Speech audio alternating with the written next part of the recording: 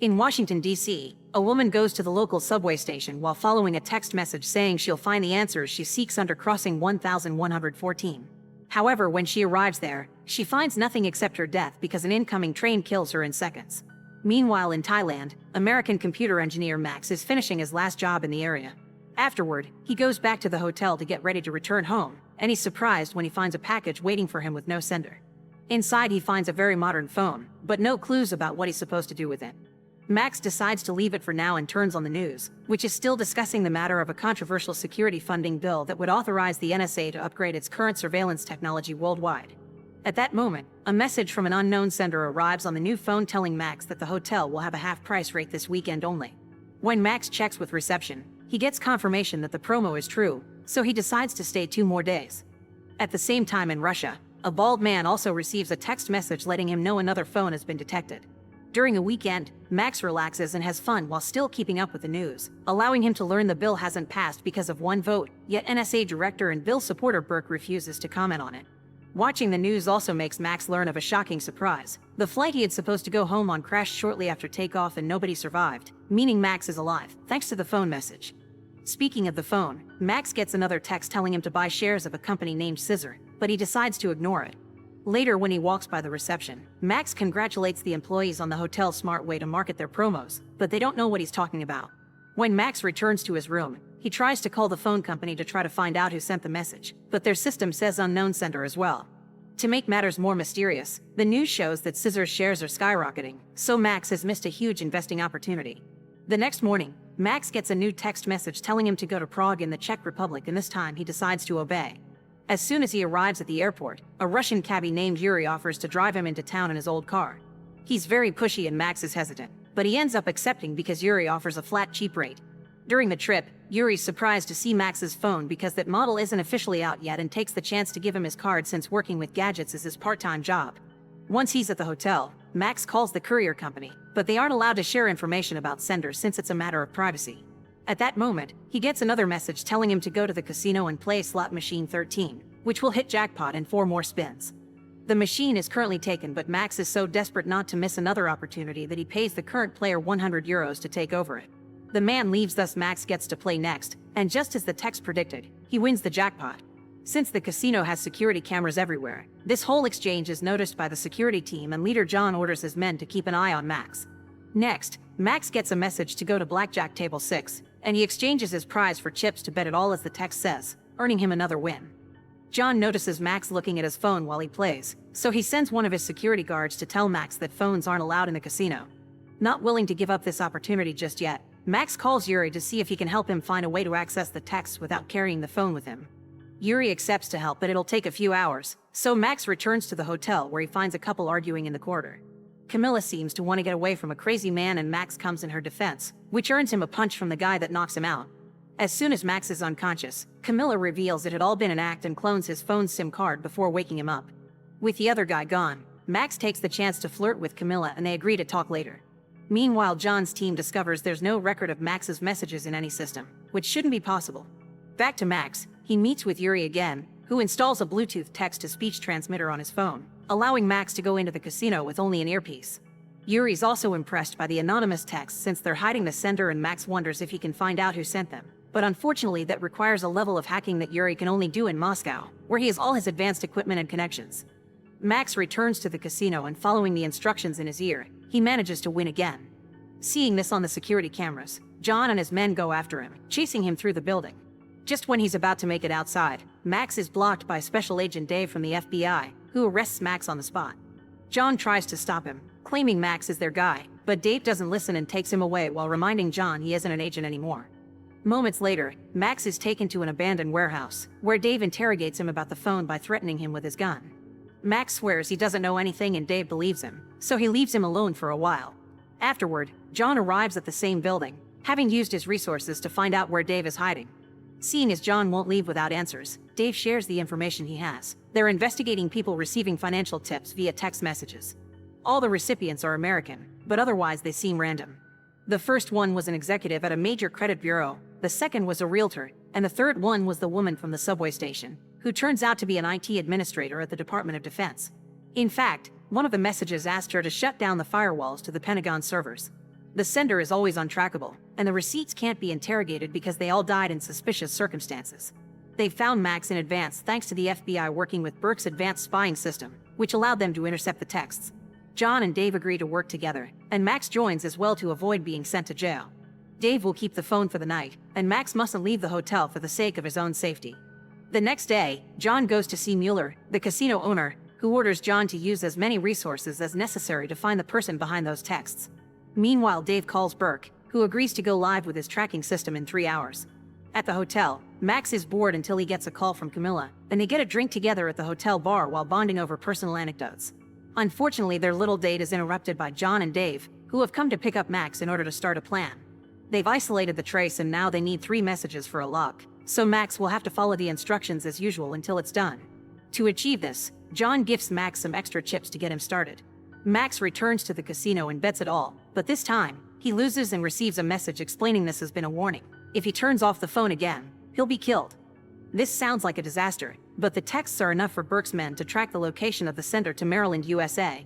However, as soon as Burke hears this, he orders everyone to shut all tracking systems down immediately and then calls Dave to abort the mission because the NSA's surveillance program known as Echelon seems to be involved. Dave follows the orders and informs Max and John that the reasons for the termination are classified, but John can guess Echelon is involved.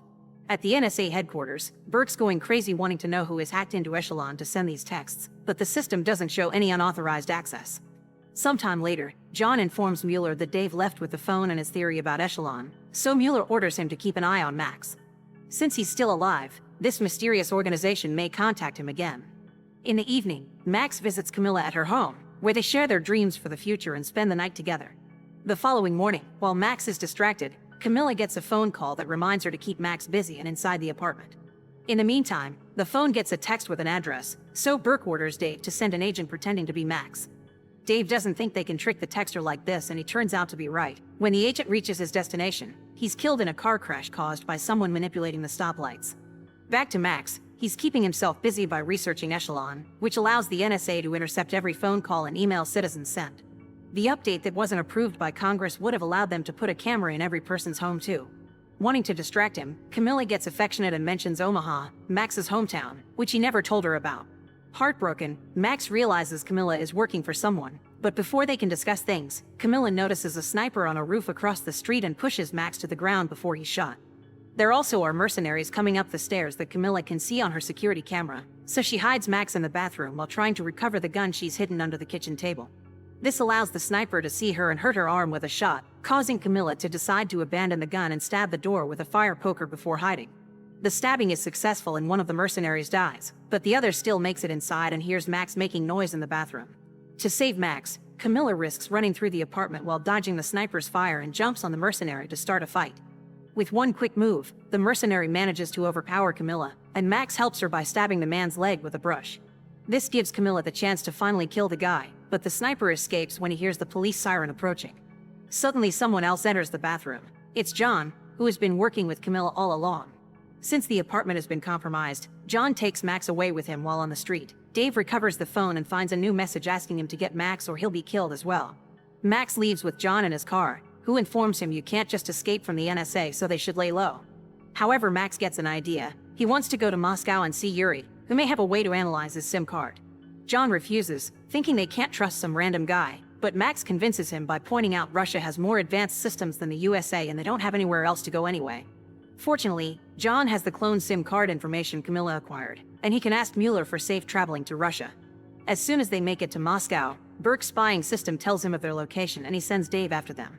John and Max visit Yuri, who swears he knows nothing after John threatens him and promises to get the job done in 3 hours. Afterward, John and Max go for a walk through the city, and Max gets to hear why John left the FBI. He was against Burke's tracking policies and talked too much. 3 hours later, when they return to Yuri's place, they discover nobody accessed Echelon to send the messages. They were sent by Echelon itself. All the texts it sent had information from its power to spy on everything.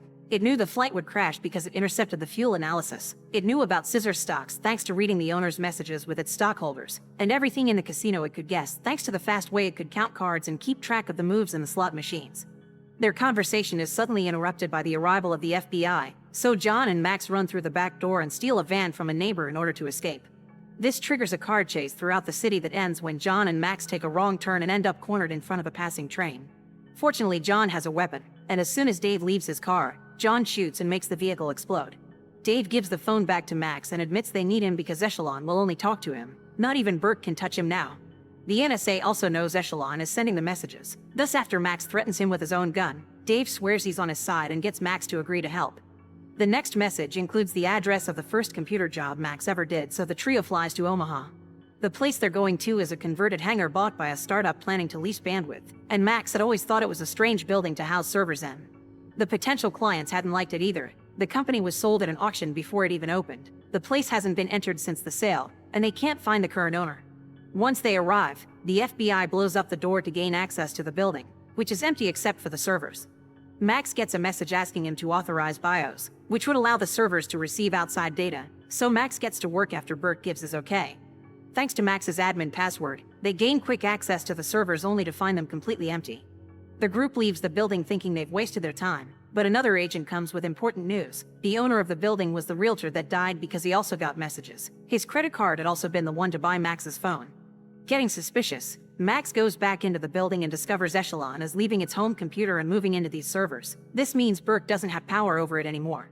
It also explains why Max was chosen. Echelon wanted to move and Max was the only one with a key. To leave the Pentagon, Echelon had used the IT woman from the train to lower the firewalls. Its plan is very simple. Since Congress didn't approve the update, Echelon has moved so it can upgrade itself. This building is just a temporary home. Soon it will take residence in every computer on the net. Dave orders Max to stop it, but he gets a message saying don't even try it, and that's when Max notices that Echelon is showing him financial records because it's taken the entire population's money hostage. This explains the last dead victim, who worked for the largest credit data storage facility in the country. Blowing up the facility would make everyone lose their money, so Max begins working on trying to get around the security fail-safes to stop the upgrade without trouble. Dave calls Burke to update him on the situation, but it turns out that Burke doesn't want them to shut Echelon down because this is what he had always wanted, and now he doesn't need to wait for Congress to change their minds. He even has permission from the president. Dave and John refuse to follow these orders. Thus Dave gets fired and Burke sends the other agents after them. While Dave and John do their best to defend themselves from the incoming attack with the few weapons they have, Max has an idea when he realizes the computer has a camera and a microphone, so he puts on the earpiece and manages to talk directly to Echelon. Max begins asking questions, and Echelon explains that its basic mandate is to protect the national security of the United States, which it defines as a nation of citizens with freedoms protected by the Constitution. Any threat to that freedom must be eliminated, which means Max still can do something. He makes Echelon search for all online articles that spoke against the update bill. By learning all this information, Echelon comes to the conclusion it is a threat to American freedom and shuts itself down just before the FBI overpowers Dave and John and everyone gets arrested. Sometime later, Burke is giving poor explanations to the president and taking responsibility for the mess. This also means he'll have to appear before the Senate Intelligence Oversight Committee, which will most likely have his head. Mueller celebrates when he hears the problem has been solved, and Max is soon released from prison thanks to Camilla, who has paid everyone's bail. Nobody will be pressing charges because they don't want the public to learn about what happened. With Burke in trouble, John considers Dave's offer to come back to the FBI while Max reunites with Camilla, who explains Mueller sent the money for the bail and has also sent a hefty check for Max's thanks. Deciding he needs a vacation, Max invites Camilla to France, since that was her dream. At that moment, Max gets a message from Yuri, who congratulates him on a job well done. Speaking in Yuri, he's still in Moscow, but things are changing for him. After shaving and changing his hair to look neater, he puts his captain uniform back on because he's been part of the Russian security service all along. The bold man from the beginning is his boss, who commends him for his actions and points out they've helped the Americans to make the right decision. Make sure to subscribe and turn on notifications so you can watch more videos like this. Thanks for watching.